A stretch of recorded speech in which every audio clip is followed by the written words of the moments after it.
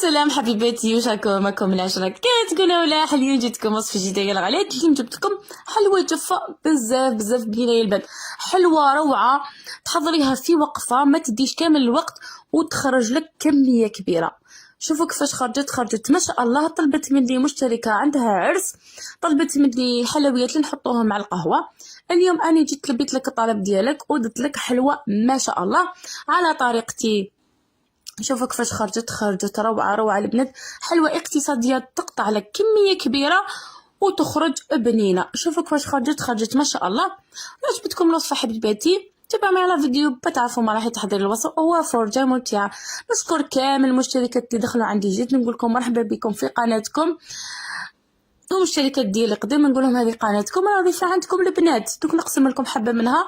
شوفوا كيفاش جات من الداخل، هذه الحلوه روعه البنات، وتقطع كميه كبيره، تقطع لك كميه كبيره. والبنات تاعها شوفوا كيف مذكره خرجت ولا اروع. نبداو بسم الله في المقادير. اللهم صل وسلم على سيدنا ونبينا محمد صلى الله عليه وسلم. انا جبت ريسيبيون درت فيه 250 غرام مارغرين. البنات هنا نديرو 250 غرام مارغرين، نديرو معاها كاس سكر كلاص.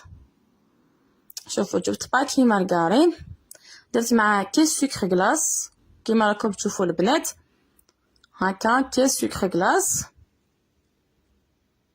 ومن بعد نخلطوه بالباتور كيما راكم تشوفوا البنات، نخلطوه بالباتور.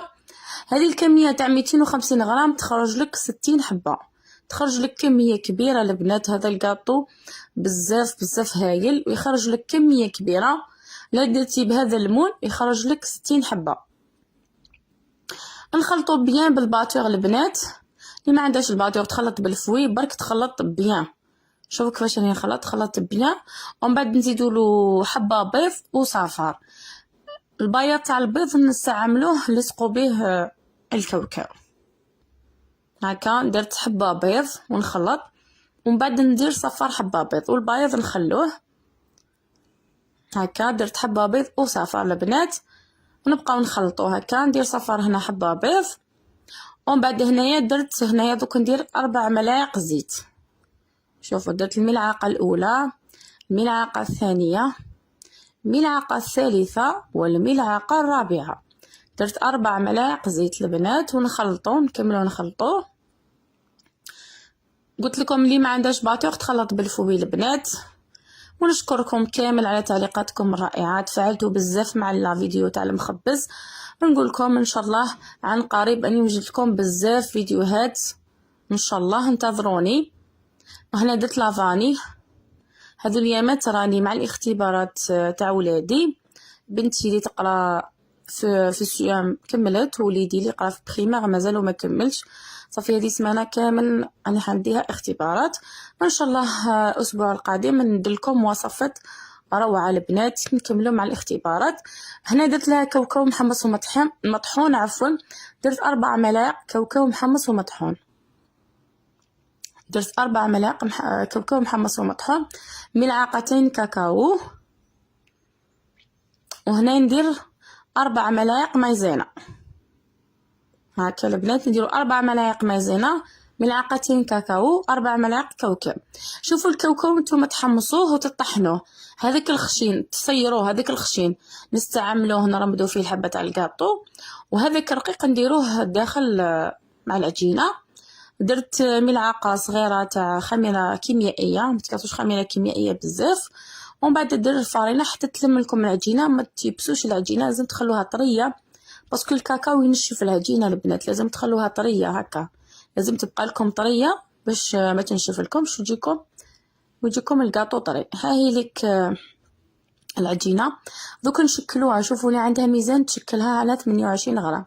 انا هذاك المول درت فيه 28 غرام. هكا تشكلوها على دوائر. اللي ما عندهاش الميزان ادير هكا دوائر. قلت لكم البنات واللي ما عندهاش الميزان تكورهم، عينها هي ميزانها. جبت هنا البياض تاع الحبه تاع البيض. هاي ليك الكاوكاو اللي قلت لكم محمص ومطحون. الخشين نحيناه صيرناه، الخشين انا حنستعملوه دركا، والرقيق درتو في العجينه. شوفوا ندير هذيك الدوائر في البيض، ومن بعد نجوزهم في الكاوكاو هكا البنات حتى تكملوا كامل الكميه. ومن بعد ديروهم في المول كيما راكم تشوفوا يا البنات هكا. اعتذر البنات لكم تسمعوا في كاش صون ولا اني غلقه كاع تواقي، بصح راهم يخدموا في الطريق، سي بوغ سا اللي راكم تسمعوا شويه صون، سامحوا لي البنات اعتذر. شوفوا بعد نجوزوهم هنا في الكاوكاو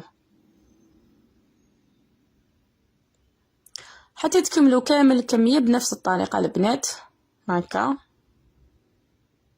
كيما راكم تشوفوا هكذا. وما جبت هذا المول كيما قلت لكم انا استعملت مول اوفال، تقدروا تستعملوا اي مول عندكم